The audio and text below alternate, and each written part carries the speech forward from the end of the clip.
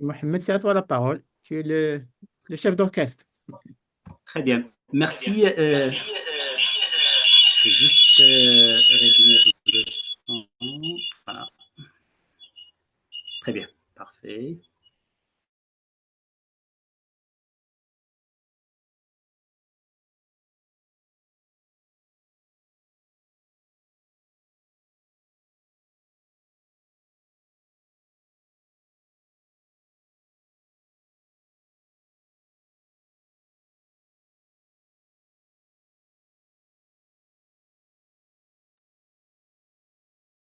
En attendant que si Mohamed revienne à la scène, je vous souhaite la bienvenue à mon très cher ami Denis Oriot. Je le vois déjà dans l'écran. Denis, bonsoir.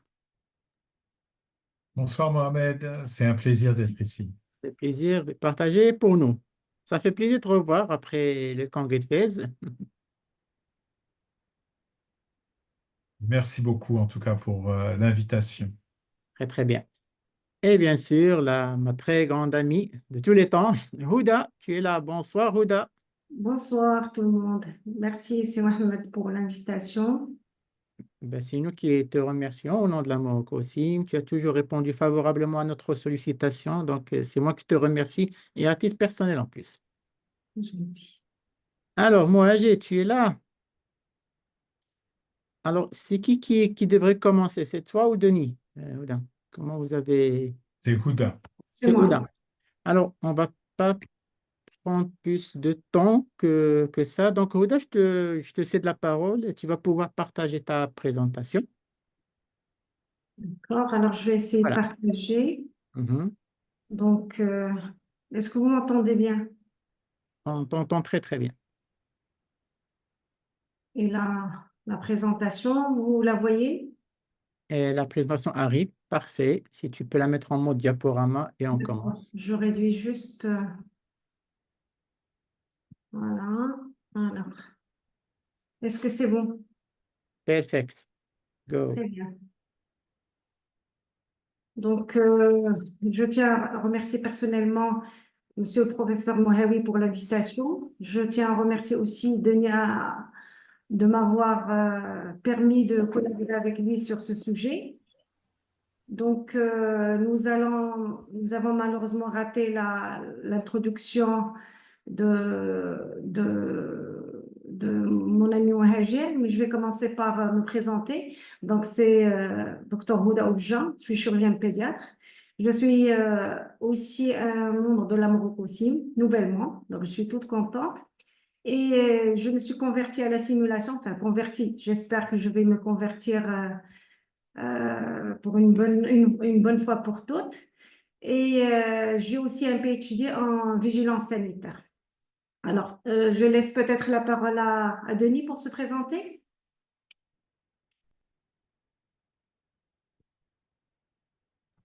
Est-ce que Oui, vous merci m'entendez? Houda. Euh, donc Denis Oriot, je suis professeur de pédiatrie, responsable du centre de simulation de la faculté de médecine de Poitiers en France. Je suis un des pionniers de la simulation en France et auteur avec Guillaume Aligné d'un livre sur le débriefing. Très bien. Donc, on va commencer cette présentation. J'ai l'honneur de commencer justement avant Monsieur Denis Oriot. Alors, donc, pour commencer, je vais essayer de vous demander de bien vous connecter sur ce code QR ou sur slido.com et vous mettez le code là qui est en bas. Est-ce que tout le monde le voit? Alors, oui, super. Donc, vous vous connectez. Sinon, vous allez directement sur slido.com. Vous mettez le code /3697 549. Est-ce que je peux passer sur les diapos? Voilà, on va le vérifier tout de suite. Alors, c'est juste pour savoir vos statuts, pour vous connaître un peu plus. Alors, vous êtes médecin, vous êtes paramédical ou autre profession. Alors, j'ai 56% de médecins, 30% de paramédical, autre profession. C'est quoi ces autres professions? C'est quoi? Si quelqu'un peut écrire sur le... sur le chat. Donc, on a en majorité des médecins. Très bien. Alors, deuxième question. Est-ce que vous avez déjà fait des débriefings? Vous avez deux propositions, oui ou non?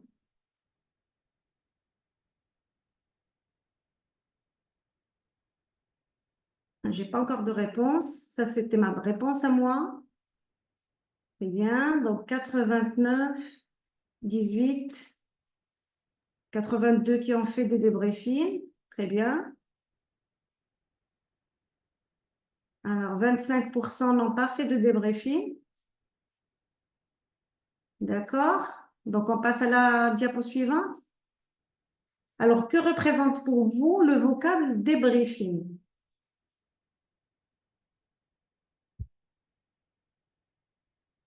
Alors, vous pouvez écrire les mots que vous voulez, ce que ça représente pour vous. Alors, j'ai 6 participants qui sont en train d'écrire. Bienveillance, très bien. Analyse post-scénario. Oui, excellent. Alors, vous, judgment. Quelqu'un a déjà fait le cours là. Temps de feedback, contrôle après simulation, amélioration, mise au point, correction, jugement. Jugement, on va voir est-ce que ça répond à ce principe ou pas. Évaluation, très bien. Partie principale de la simulation, effectivement. Donc, je vois qu'il y a beaucoup de propositions. Analyse, évaluation formative, très bien. Ben, je pense qu'on ne va plus faire la présentation à ce moment-là. Tout le monde connaît ce que ça veut dire un débriefing. Alors, juste pour la rappel, donc pour les gens qui ne connaissent pas bien, donc on va essayer de savoir comment se déroule une séance de simulation.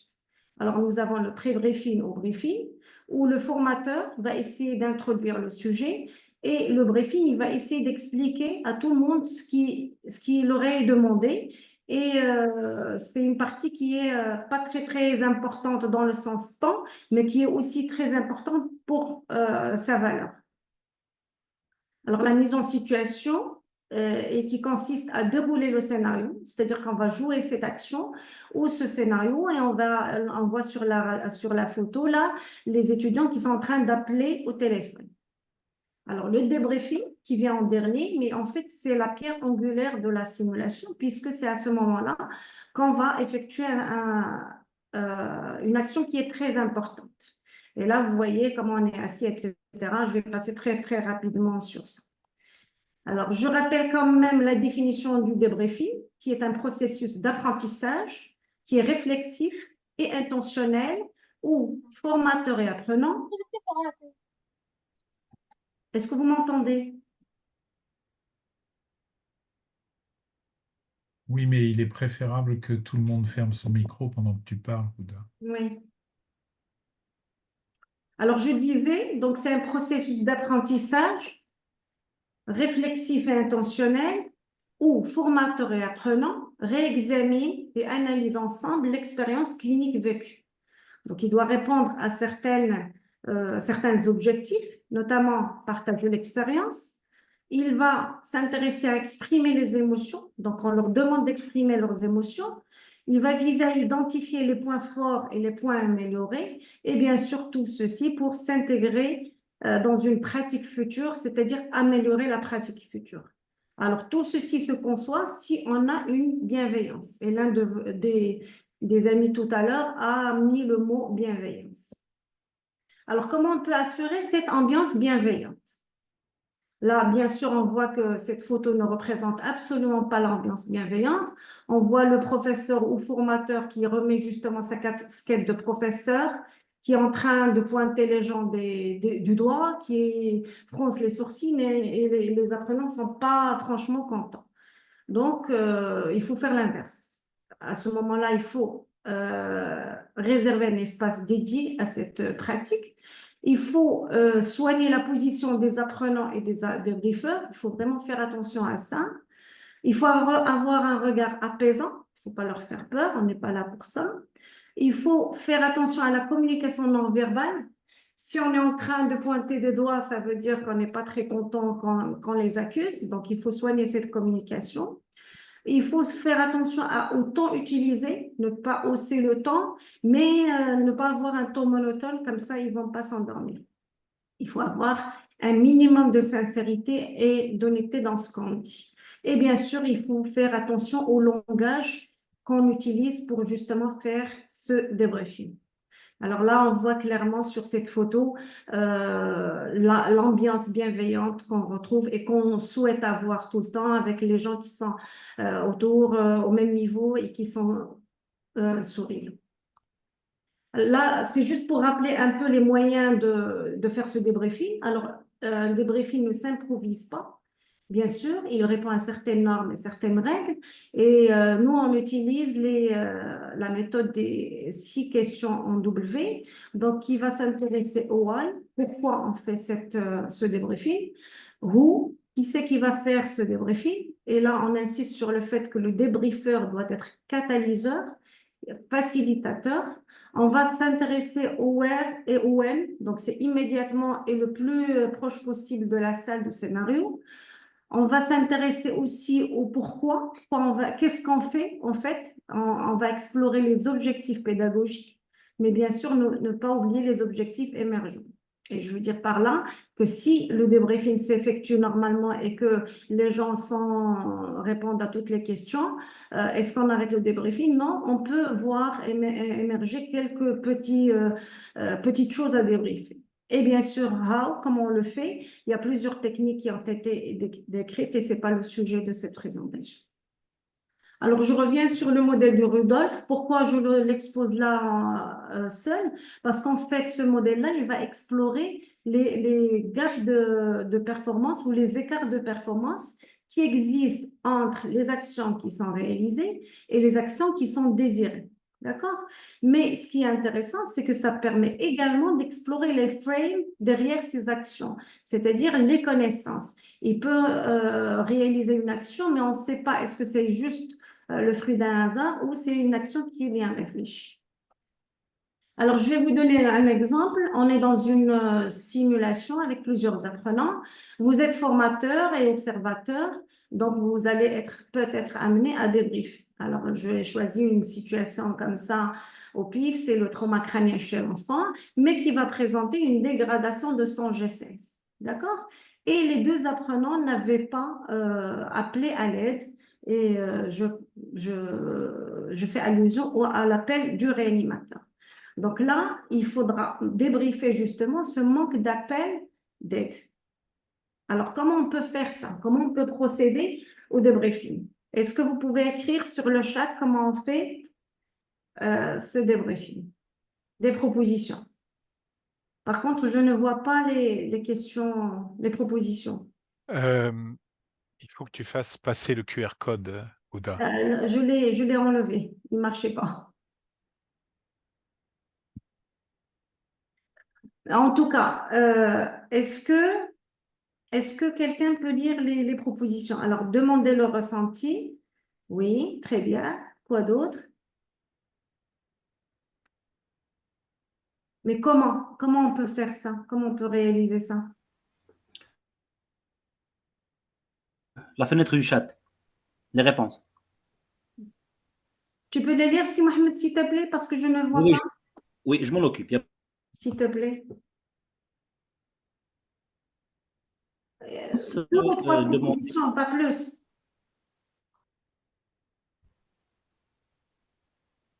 il y a une réponse à la question. Comment est-ce que comment est-ce que vous avez besoin d'aide pour mieux gérer la situation? Une autre réponse, les résultats obtenus. Très bien. Guider les réponses. Très bien, excellent. C'est une bonne proposition. Poser des questions ouvertes. Exact. Le Excellent. RAS. Très bien. Donc, je vais passer pour faire le rappel. Alors, on va se retrouver finalement devant 2 situations. Une première situation, tu n'as pas appelé à l'aide. Alors, on va peser le pour et le contre. C'est vrai que c'est une question qui est ouverte, qui est directe, qui est précise et qui est pertinente. Par contre, il y a une perception d'offense. On est en train de l'accuser, entre guillemets. Tu n'as pas fait, tu n'as pas dit, tu n'as pas remarqué. Alors, ceci va peut-être entraîner chez l'apprenant une réaction de défense et un faible apprentissage par la même occasion. D'autant plus que cette situation ne va pas aller chercher la cause de ce manque d'appel d'aide. Donc, ce qui risque justement, si on ne le sait pas, on ne le corrige pas, de se reproduire dans l'avenir. Alors ça, cette situation se répond parfaitement au débriefing par jugement, le harsh judgment. Et là, l'instructeur, il a un rôle très actif, il est autoritaire, il utilise les termes tu ou vous, donc il s'adresse directement. Par contre, l'apprenant, il a un rôle relativement passif et ils se sont offensés. Donc, comme je l'ai dit tout à l'heure, ça entraîne des mécanismes de défense. Donc, il faudra faire la balance entre un discours qui est clair, qui est concis, qui est explicite et compréhensible, contre le fait d'avoir des reproches, une humiliation et une altération de la relation entre l'apprenant et le formateur. Et bien sûr, on retrouve dans ce type de débriefing aucune valeur pédagogique ou une très faible valeur pédagogique. Alors, la deuxième situation, qu'est-ce que l'on peut faire dans une situation complexe où l'on est en difficulté? L'exemple qu'on a donné justement de non-appel. Alors, toujours les avantages, quand on pose une question pareille, on montre l'intérêt pour l'apprenant. On veut savoir connaître son avis. On a une bonne relation avec l'apprenant et il ne ressent pas d'offense, ce qui est une excellente chose, sauf que bien sûr, on est en train de poser des questions dont on connaît déjà la réponse. Donc, ça pourrait dénoter une certaine fausse curiosité et qui peut cacher également un jugement de l'apprenant, ce qui prend très, très mal. Et bien sûr, ça rejoint la première situation, la première façon de faire, qui est du manque d'exploration de la cause. Et ça, cette situation se retrouve dans le débriefing par non-jugement, le hidden judgment. Là, l'instructeur, il est très actif toujours, mais il est moins autoritaire. Il utilise les termes il semblerait, etc. Par contre, l'apprenant, il a toujours un rôle passif, il ne participe pas vraiment. Il y a une faible interaction, il n'y a pas d'offense, certes, et il y a une meilleure participation. Donc, si on regarde du côté avantage, il y a une relation qui s'établit, il n'y a pas de reproche, il n'y a pas d'humiliation, mais par contre, le message peut être peu clair, il peut être peu compréhensible. Donc, on risque de passer justement à côté du but de notre débriefing. Et la valeur pédagogique à ce moment-là, dans cette situation, qui reste modérée. Alors là, finalement, on se retrouve devant deux écueils. Comment faire la part des choses entre les deux versions? Une première version qui est pertinente mais offensante. Tu n'as pas appelé, tu n'as pas fait, tu n'as pas répondu. Donc, c'est le débriefing par jugement. Et l'autre version qui est moins offensante mais qui est non pertinente. Qu'est-ce que l'on peut faire dans une situation complexe quand on est en difficulté? Et c'est le débriefing par non-jugement. Alors, pour répondre à cette question, je donne la parole à Monsieur Oriou pour répondre à cette question. Merci, Houda. Merci bien, Houda.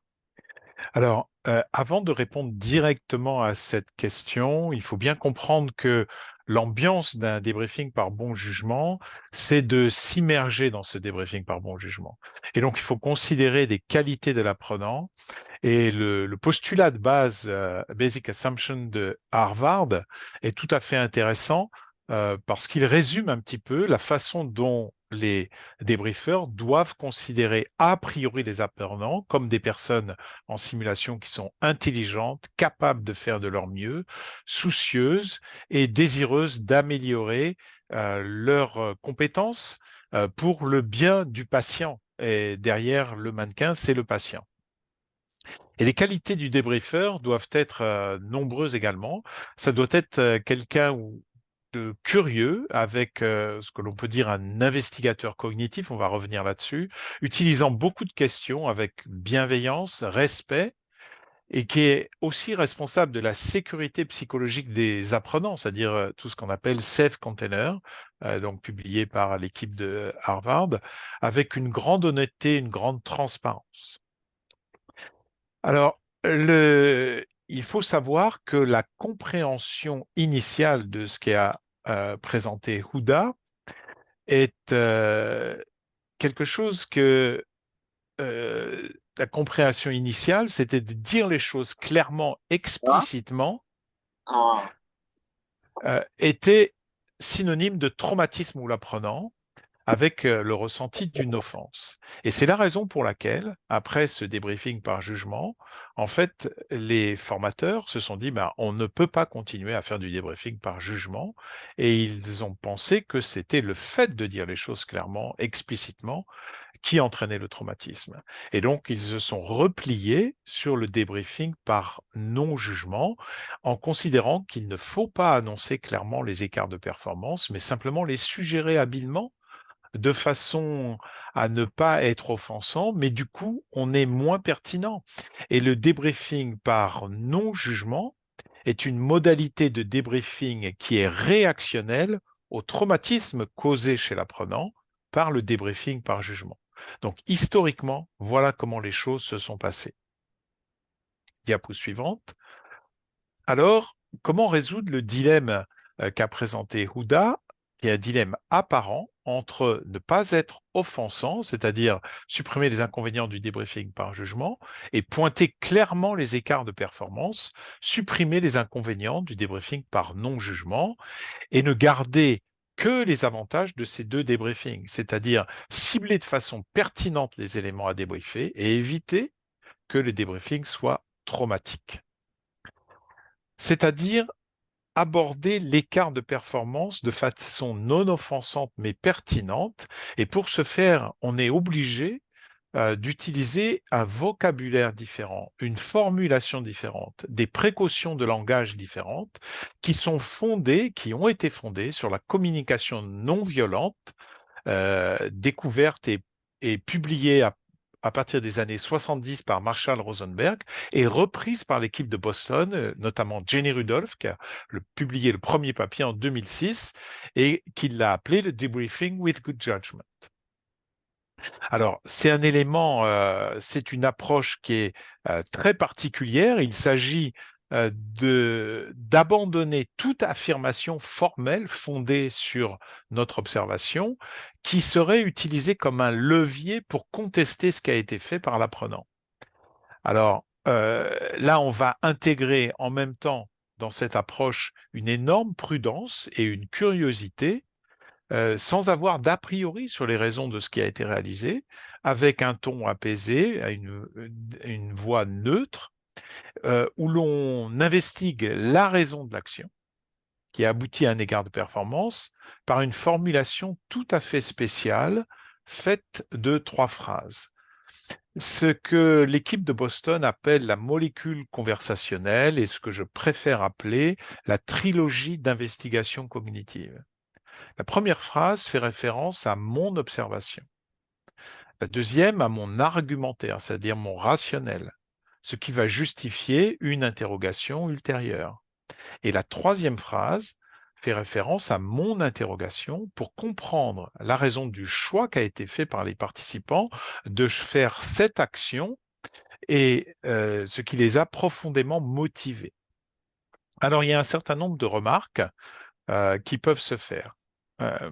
La première remarque que l'on voit, c'est que, en fait, dans cette façon de débriefer, on n'est plus du tout à utiliser la deuxième personne, tu n'as pas fait ci, vous n'avez pas fait cela, ni la troisième personne, que faudrait-il faire si ceci ou cela arrive? Donc, on est à utiliser la première personne.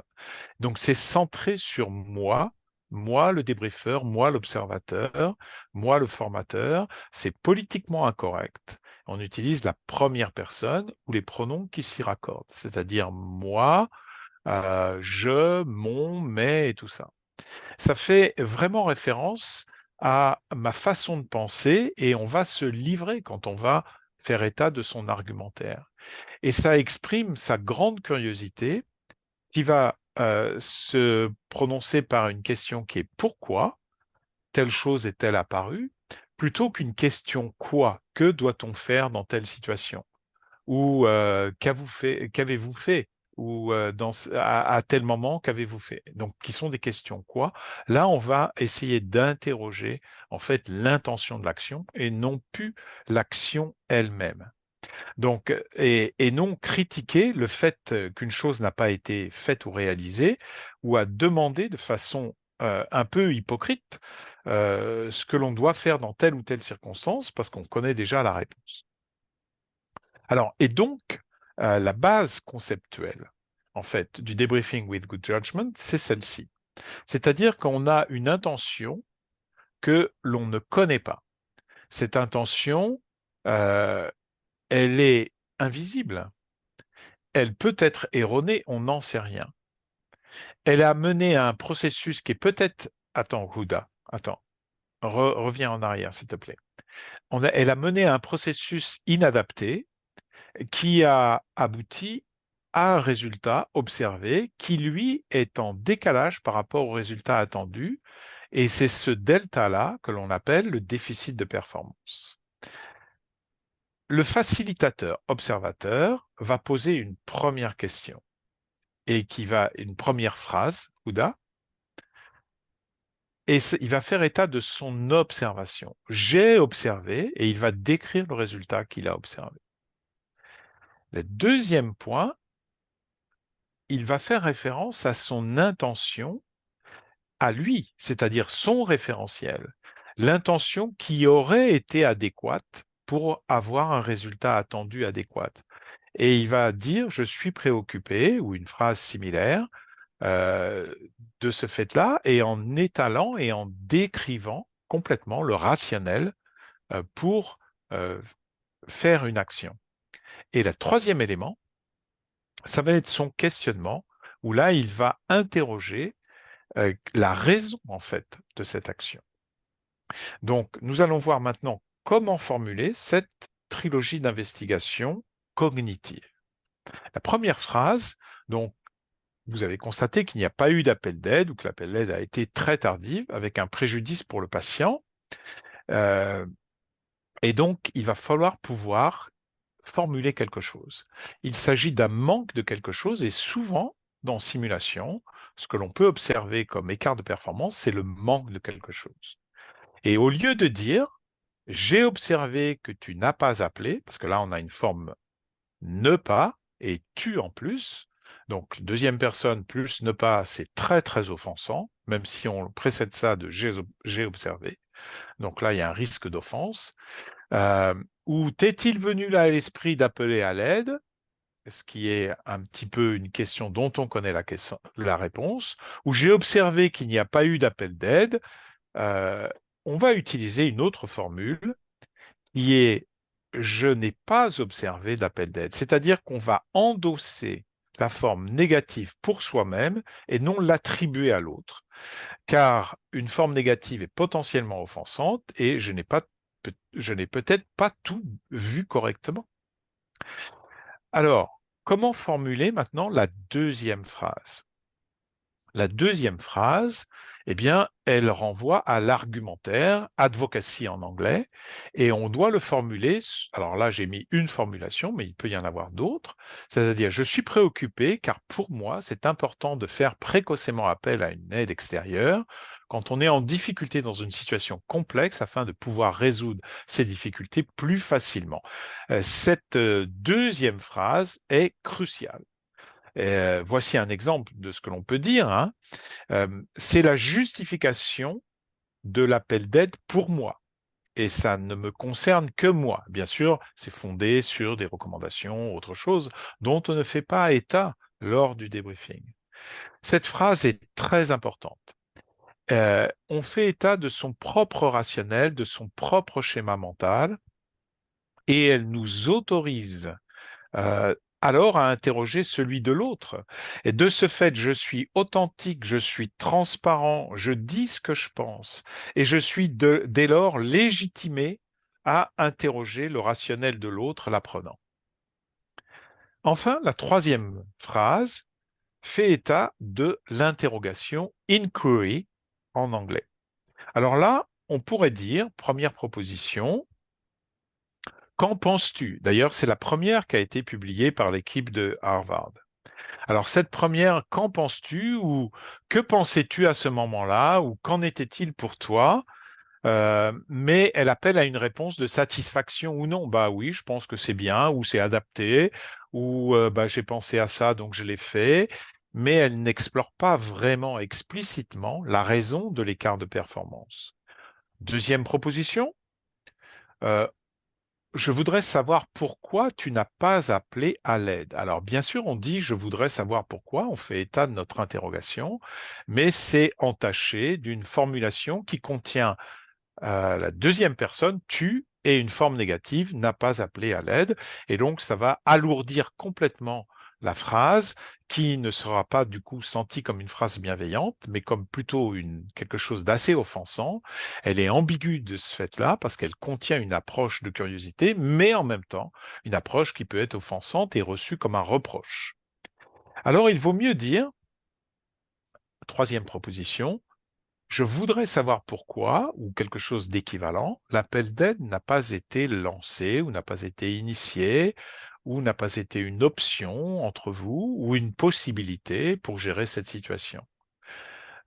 N'utilisant ni le tu ni le ne pas, on supprime le sentiment d'offense et on explore complètement la raison de l'écart de performance. Et donc, c'est quelque chose qui va être beaucoup mieux accepté par l'apprenant.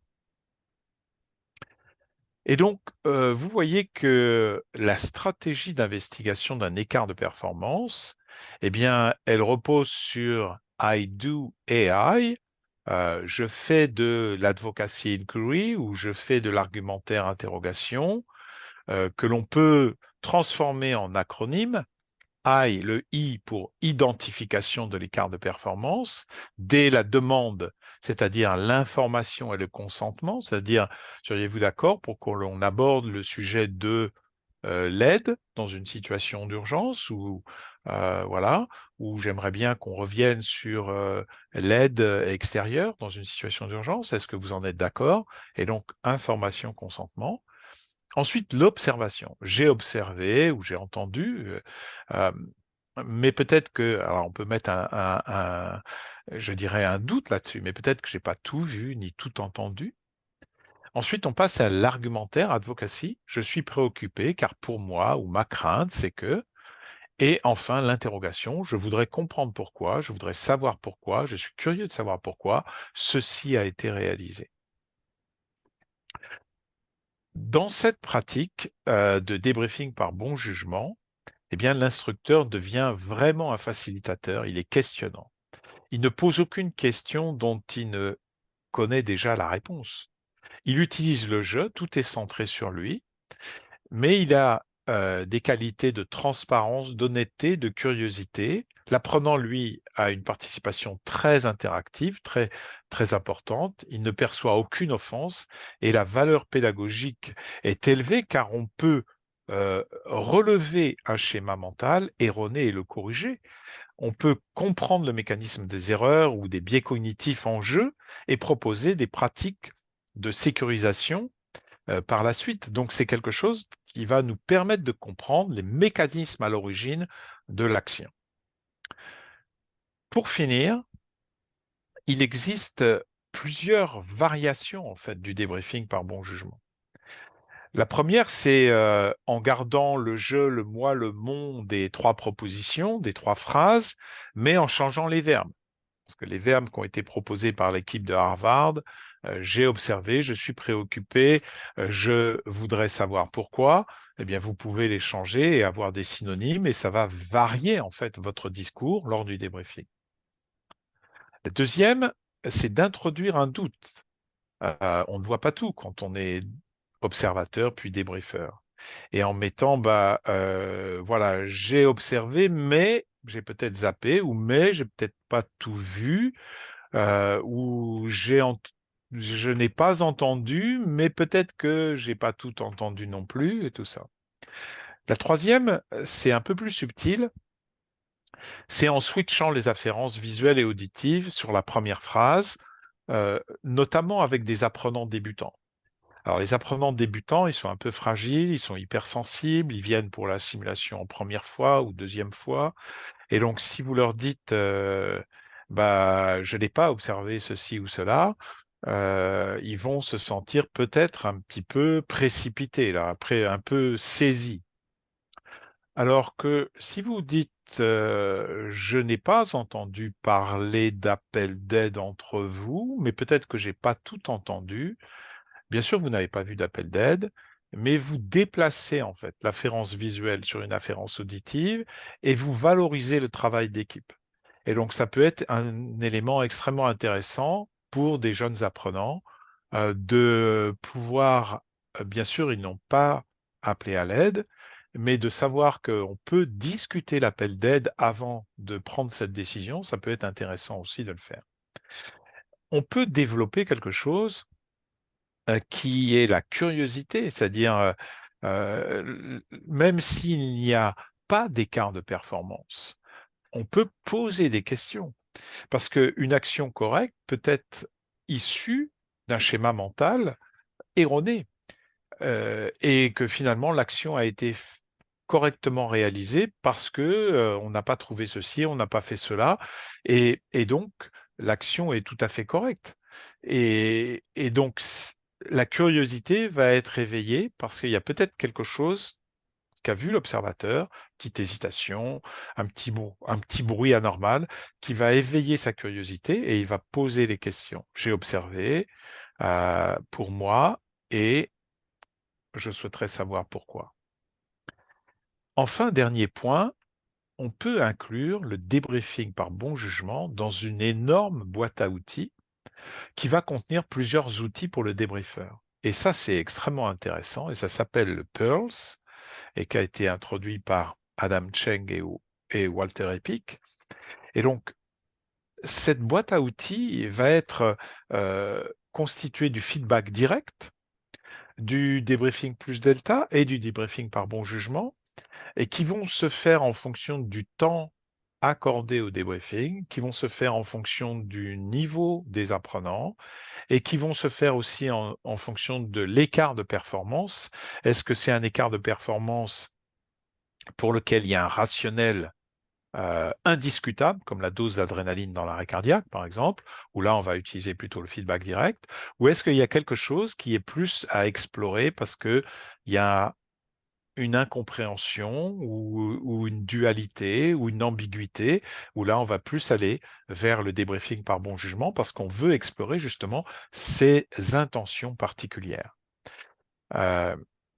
Au total, on peut dire que le débriefing par bon jugement, et c'est la définition qu'on en a donnée Guillaume Aligné et moi-même pour le tome 2 du livre, hein, c'est une technique de débriefing centrée sur l'apprenant, fondée sur l'existence de biais cognitifs chez l'observateur.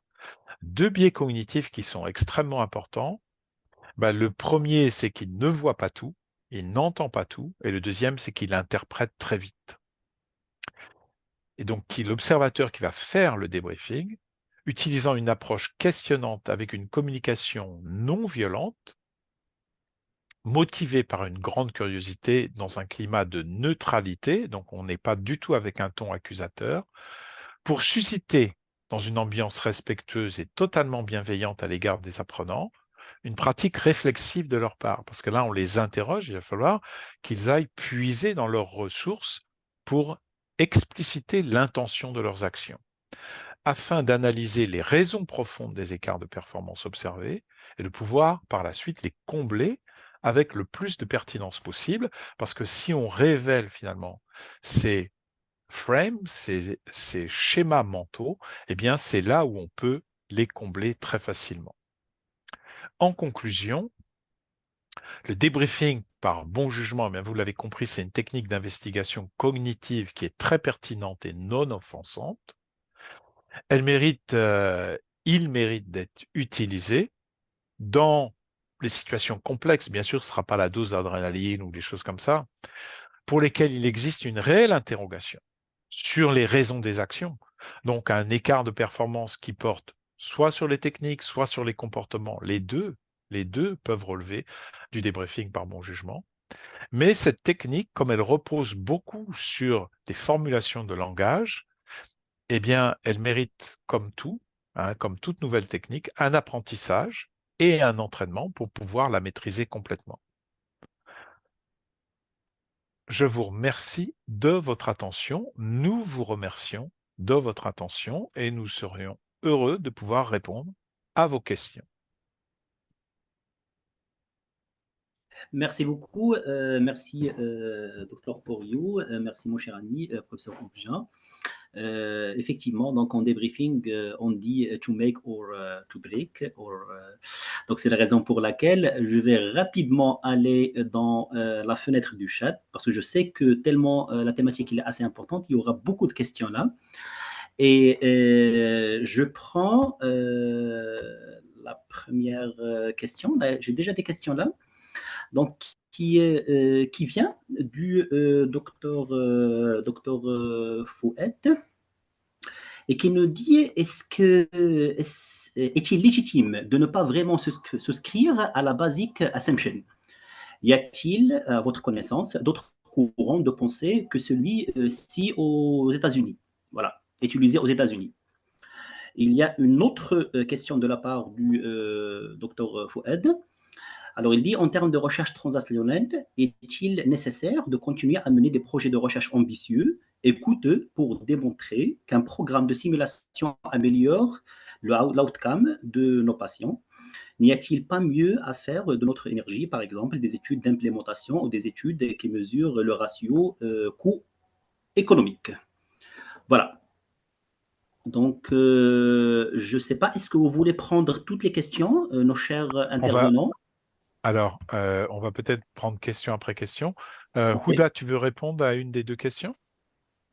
Alors, je pense que la première, c'est à toi d'y répondre. La présomption de connaissance, je pense que c'est le primum movens d'une simulation, c'est de dire justement, l'étudiant, il connaît, il sait beaucoup de choses, il faudra juste savoir les chercher et savoir les questions, lui poser la question qui va le rechercher. Je te laisse compléter, Orion, c'est quelque chose? Alors, ce qui est fondamental, c'est de replacer tout ça dans une grande ambiance qui est éthique. On a tous, professionnels de santé, un devoir de bienfaisance pour le patient. Et donc, ce devoir de bienfaisance, il nous amène à toujours viser le mieux pour le patient. Et la simulation est là pour l'exprimer. Et donc, Basic Assumption, c'est finalement de traduire ce deuxième principe de bioéthique d'une façon pédagogique pour la simulation. C'est-à-dire que tous les apprenants sont intelligents, appliqués, soucieux de faire de leur mieux et le meilleur pour la visée qu'est le patient derrière le mannequin ou le patient simulé. Et donc ça, je crois que c'est un préalable et que se dégager de ce principe-là, à mon avis, serait dangereux sur le plan éthique. Et bien sûr, il y a toujours d'autres éléments qui vont être dits dans le briefing, la grande implication des apprenants dans la simulation, le contrat de fiction, qui vont traduire finalement le contrat tacite entre l'apprenant et puis le formateur. Et pour pouvoir répondre à tout ça et pour pouvoir analyser les écarts de performance ultérieurs, il faut qu'il y ait ce contrat. Mais au départ, cet a priori-là, le basic assumption doit être un a priori dans la tête des formateurs. Et c'est pour moi un élément éthique important. Alors, oui. Parfait. Moi, je pense pour la deuxième question, vous répondez ou bien professeur Oubja qui veut répondre à la question par rapport à la recherche? C'était clair? Houda, tu veux répondre? J'ai pas de réponse à ça parce que j'ai l'impression que ça s'écarte un peu de notre... parce que la recherche a une part particulière. La simulation peut, c'est certes, être intéressée par la recherche pour faire beaucoup de recherches en simulation, mais je pense que l'une n'empêche l'autre. On peut toujours Ouais. conduire des recherches très intéressantes, enfin, si je veux dire sur le terrain, mais il y a toujours de la recherche à faire dans le domaine de la simulation. Alors, si j'ai bien compris la question, c'est simulation versus non-simulation et voir le bénéfice pour les apprenants. Ce genre de recherche où la simulation est une intervention dans le programme de recherche avec 2 groupes randomisés par exemple, eh bien, a déjà été fait, a déjà été démontré aussi bien pour le médico-technique que le non médico-technique avec un énorme bénéfice de la simulation. Donc, un schéma de recherche qui serait construit comme ça, eh bien, répéterait déjà des efforts qui ont été faits sur les 20-30 dernières années et aurait beaucoup de difficultés à être financé. Donc, il vaut mieux s'intéresser à d'autres choses comme projet de recherche où la simulation sera non plus une intervention, mais une évaluation ou un contexte ou un prétexte. Mais là, on sort un petit peu du schéma de la Voilà. visio de ce soir. Exactement. Là, moi, je pense que Dr. Fouad, il a voulu beaucoup plus nous parler de tout ce qui est niveau 4 de Kirkpatrick par rapport à la mesure du coût, là, ce qui était une actualité par rapport à la recherche en sim. Alors, on switch rapidement vers une autre question et qui vient de Madame Wijdan El-Houari et qui dit, est-ce qu'il y a des erreurs graves qui méritent quand même d'être offensantes pour que ça soit gravé dans la mémoire des apprenants? Alors, même une erreur grave qui est létale, qui est fatale pour le mannequin et qui pourrait être létale pour le patient si elle se produisait dans la pratique clinique, ne mérite pas en simulation un débriefing par jugement. Ce n'est pas parce que la gravité et l'issue est fatale que on doit avoir une fonction punitive. C'est exactement la même chose quand on est dans la pratique, je dirais, clinique. En fait, il existe dans la pratique clinique dans tous les pays du monde des erreurs qui sont des événements indésirables associés aux soins qui peuvent entraîner un préjudice sévère pour les patients. La façon dont on gère ces éléments-là, eh bien, c'est de les gérer comme des erreurs. Les erreurs, c'est une faillite en fait du fonctionnement du cerveau. À un moment, il y a une erreur qui se produit, mais ce n'est absolument pas intentionnel. Et donc, d'avoir un traitement punitif sanctionnant d'une erreur n'est pas adapté, puisqu'il n'y a aucune intention derrière. Donc, il n'y a pas de punition nécessaire. En revanche, s'il y a une intentionnalité, bien sûr, il y a un blâme et une punition. Mais s'il n'y a pas d'intentionnalité, il n'y a pas nécessité d'avoir une punition. C'est excessif et c'est offensant. Et en simulation, c'est de la même façon. C'est-à-dire que si c'est une erreur, il faut essayer de comprendre pourquoi cette erreur est survenue. Et essayer de dénouer les mécanismes qui sont les schémas mentaux avec toutes les afférences et les biais cognitifs qui ont permis cette erreur et de pouvoir les démonter pour que l'apprenant apprenne lui-même le fonctionnement de son cerveau et qu'il puisse, dans ce cas-là, y prenne garde pour éviter une récurrence lors de sa pratique clinique. Donc, même aussi grave soit l'erreur, il n'y a pas à avoir de débriefing par jugement. Parfait, c'est très clair. Je me permets Oui, vas-y, Houd. un petit ajout. Justement, quand on hausse le temps ou quand on essaie de punir quelqu'un en haussant le temps ou le maltraitant, cette information, elle n'est pas fixée dans son cerveau. Donc, il la rejette complètement. Et le bénéfice qu'on voulait avoir en insistant avec force et vigueur sur cette information, on la perd au contraire parce qu'il ne la fixe pas, il la rejette. Et d'ailleurs, c'est pour ça, c'est de là qu'est venue l'exploration du ressenti chez les apprenants au début du débriefing. Il faut vraiment qu'ils puissent parler de leur ressenti, comme ça ils dégagent cette aire du cerveau qui stocke les sentiments, comme ça elle les libère, ils la libèrent et ils peuvent fixer les nouvelles informations. Parfait, très très bien là. Alors moi, je pense que je passe à une autre question qui vient de Monsieur Oussama Fqih, qui nous dit comment s'y prendre si l'écart de performance est énorme par manque de connaissances. Est-ce que ce débriefing avec bon jugement est applicable? Alors, je pense que si l'écart il est très énorme, est-ce qu'on peut appliquer ce débriefing par bon jugement? Alors, c'est une des limites du débriefing par bon jugement, parce que le débriefing par bon jugement va explorer les schémas mentaux.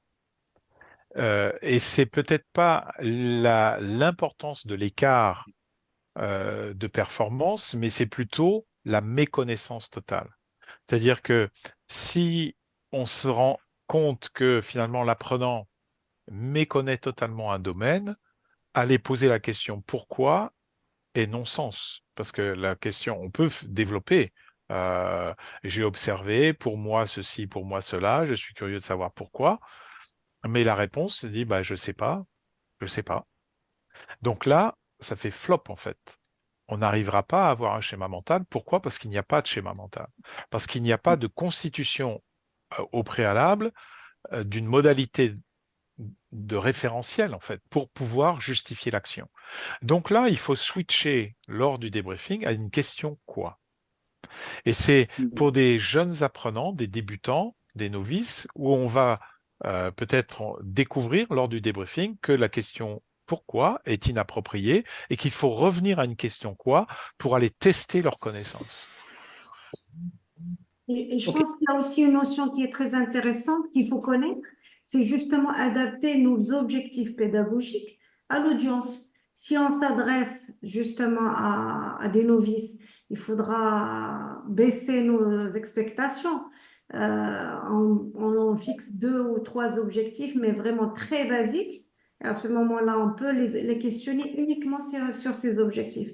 Donc ça aussi, je pense, c'est un élément à prendre en considération.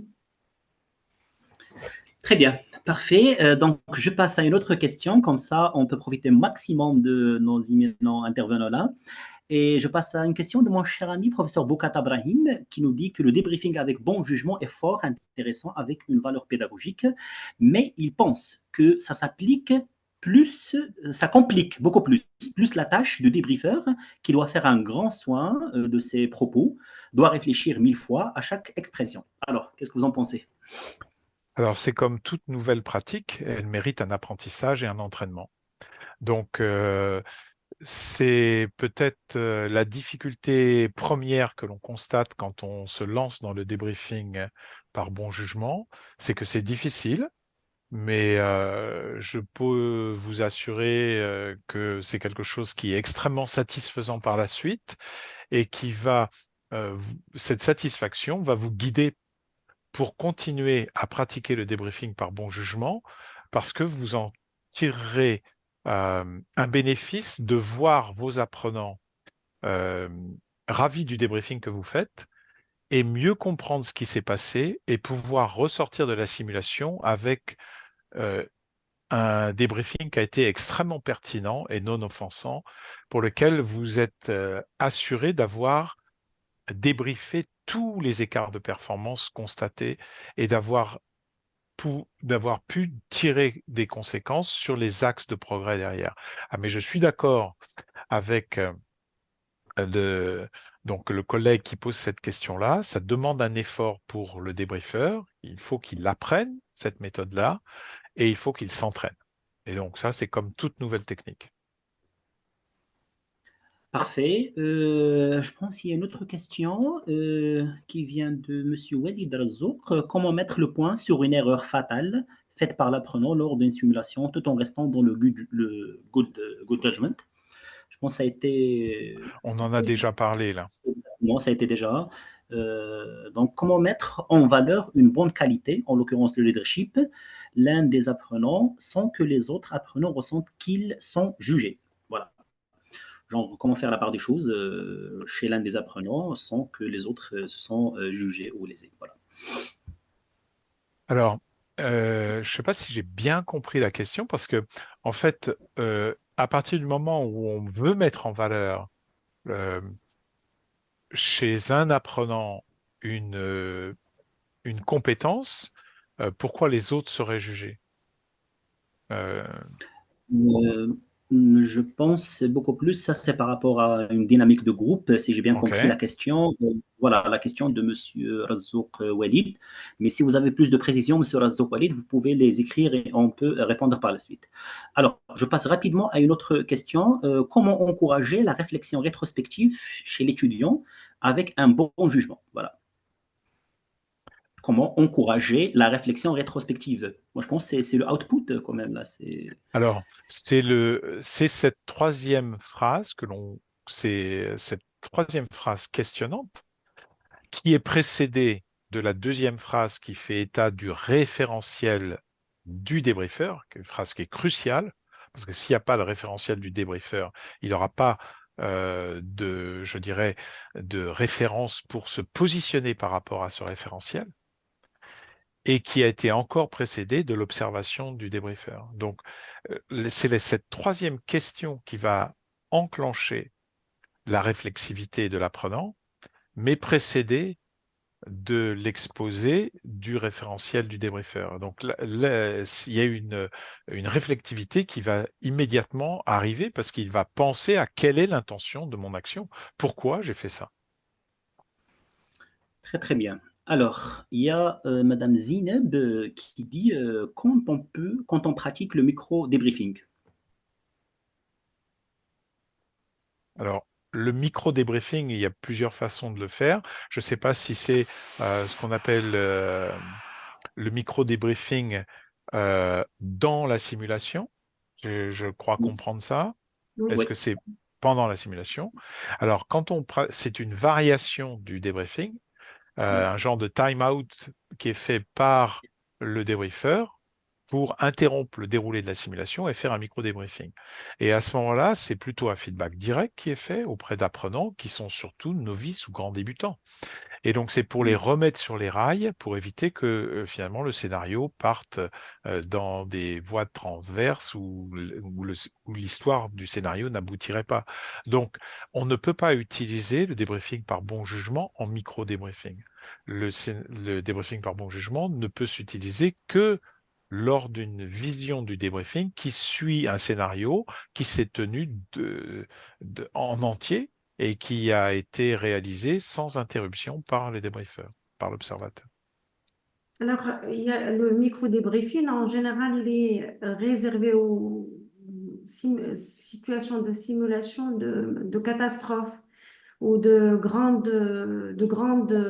scènes assez graves où plusieurs erreurs sont faites et commises sur le tas. Donc, il faudra rectifier à chaque fois, comme l'a dit Denis. Donc, il faut vraiment mettre les choses au point très rapidement et le laisser, mais ça sort complètement de ce débriefing de par mon jugement. très bien. Donc, une autre question de Monsieur Yassine Obeida. Alors, quel rôle joue la documentation et la rétroaction post-débriefing dans l'amélioration continue des pratiques?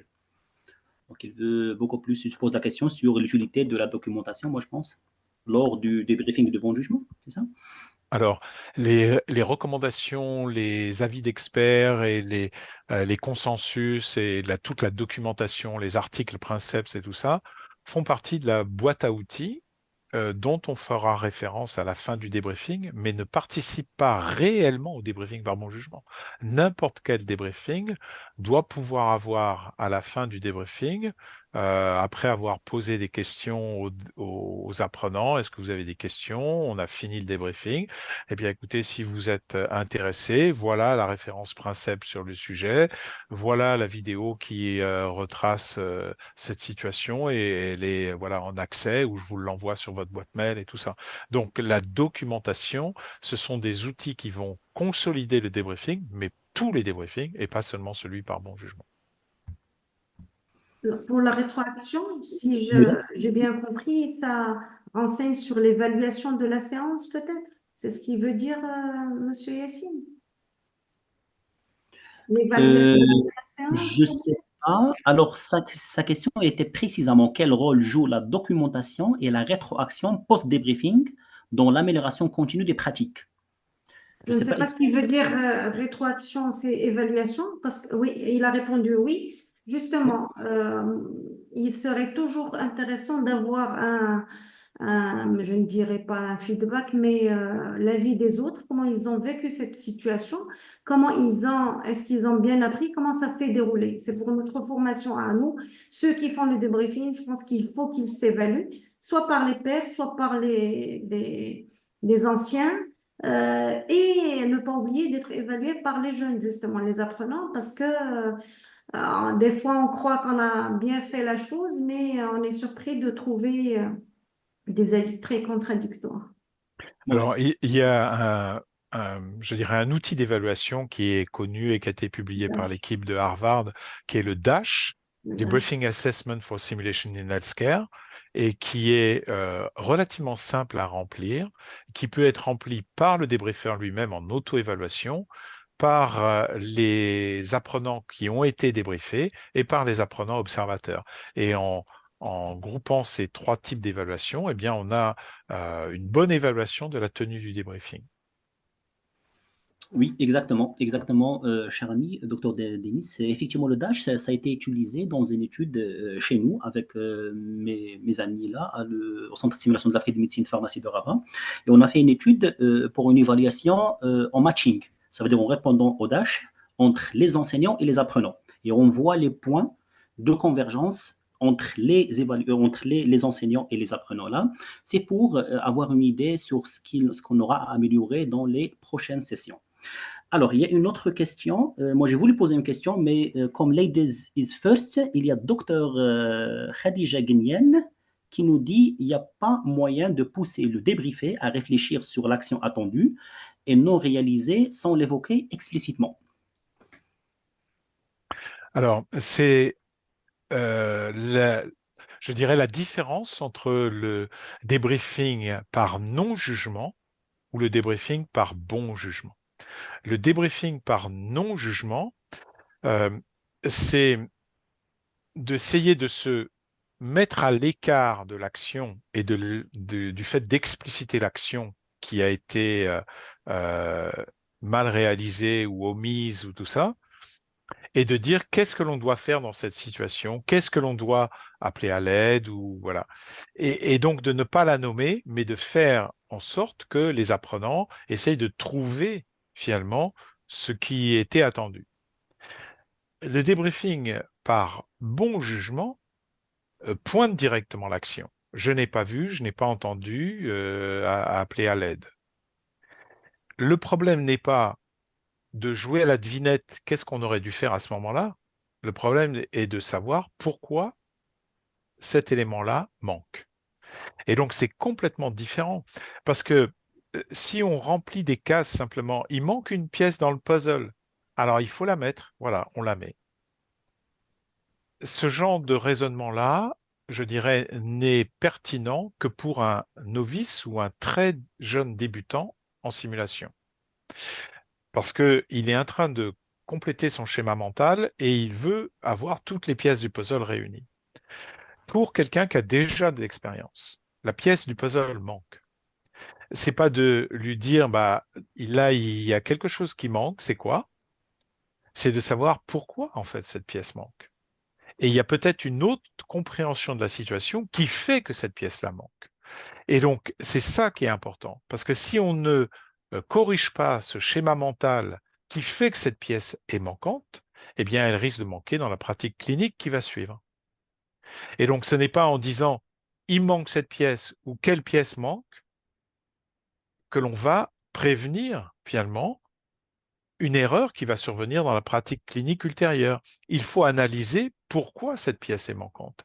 Parce que l'apprenant a déjà constitué ses schémas mentaux, a déjà une façon de réfléchir dans tous les soins de santé, et ce n'est pas innocent. En fait, cette pièce manque, il y a toujours une cause à ça. Et cette cause-là, elle réside dans son schéma mental ou dans les interactions qu'il y a eu entre son schéma mental et l'environnement. Et donc, c'est de ça dont il est question, et le débriefing par bon jugement va explorer ça. C'est vraiment une investigation cognitive qui va permettre de mettre en lumière les raisons à l'origine des écarts de performance, et non pas de dire « ah ben là, il manque une pièce ».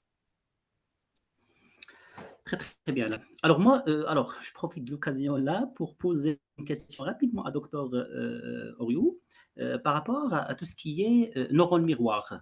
Alors, qu'est-ce que vous en pensez? Je ne sais pas, est-ce que vous avez déjà une idée sur tout ce qui est utilisation des neurones miroirs? Genre, le fait de faire ou voir faire, ça active la même chose au niveau cérébral. Moi, j'ai l'impression, beaucoup plus, que le débriefing avec bon jugement, c'est une activation des neurones miroirs chez nos apprenants. Je m'explique encore plus là, c'est par rapport à tout ce qui est technique d'activation de la conscience. Genre, je vais mener mon apprenant à avoir une pensée critique sur ce qu'elle a fait et ne pas être dans un mode de fonctionnement par défaut où il fait des automatismes beaucoup plus par automatisme ou bien il était dans le lâcher prise, donc il n'a pas conscientisé la situation.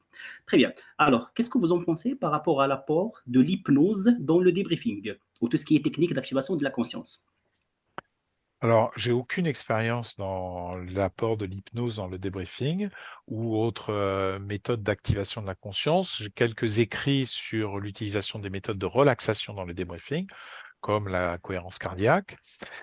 Donc, je ne suis pas la bonne personne pour répondre à votre question, hein, mais euh, pour ce qui est des neurones miroirs, je ne suis pas non plus un expert des neurones miroirs dans le débriefing. C'est une question qui est extrêmement intéressante, mais ça me permet de voir quelque chose qui est aussi en miroir, mais qui vise plus loin que simplement le débriefing. C'est-à-dire que la façon dont on va approcher l'apprenant en simulation.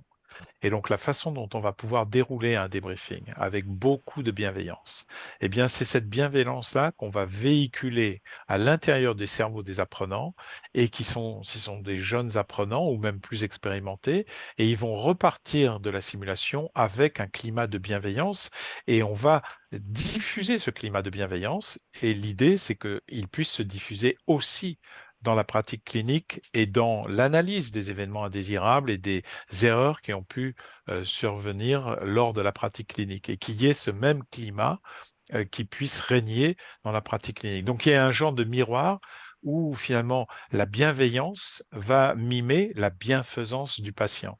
Et donc la bienveillance qu'on a pour l'apprenant, elle mime la bienfaisance qu'on doit avoir pour le patient.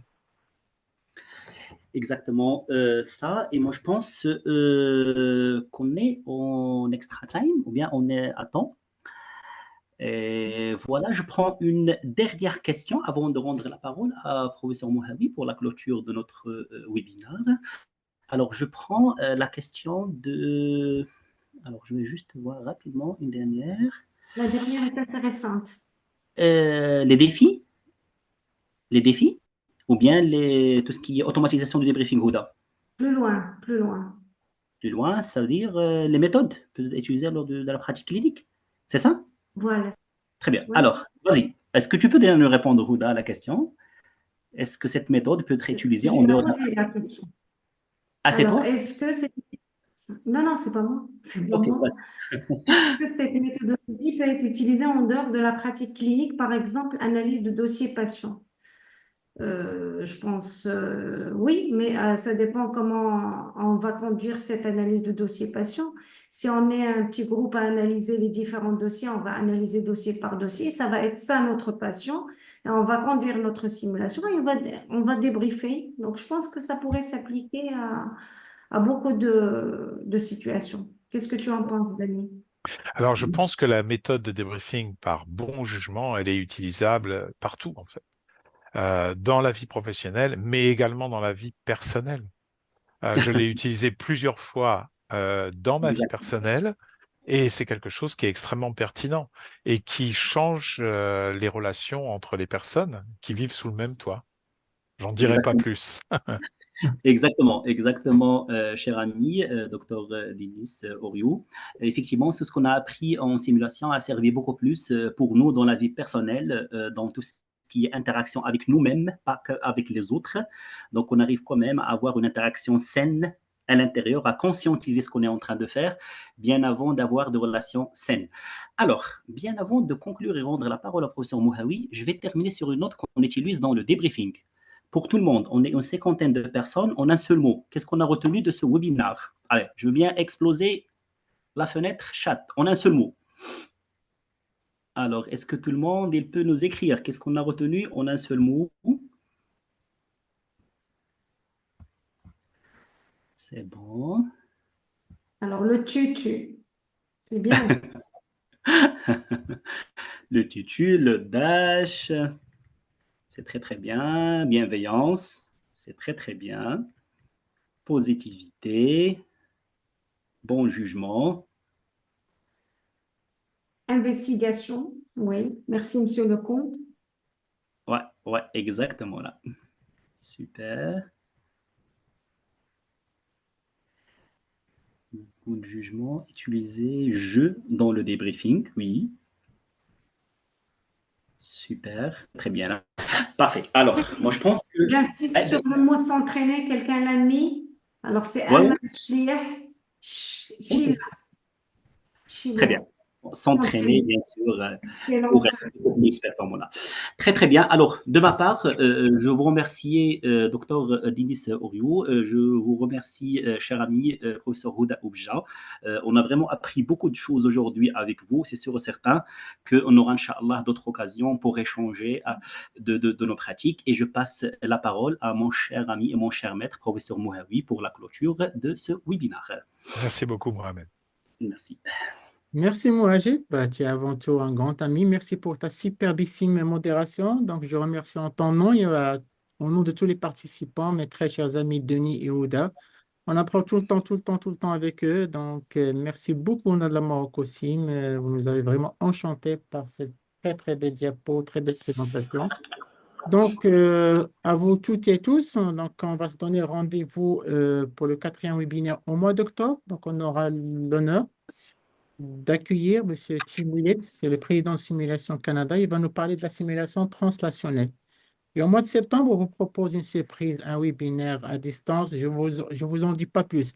Mais avant de finir, alors pour vous tous, je ne fais pas de pub, mais Denis, regarde, Ah, ça, je l'ai tout le temps sur mon bureut et je te promets, je l'ai lu au moins, je te dis bien, au moins 4 ou 5 fois, de la première page à la dernière page.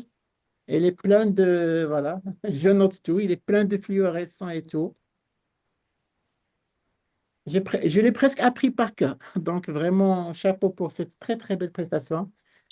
Je ne suis pas son manager, mais vraiment, vraiment, je vous invite à acheter ce livre. Il est extraordinaire.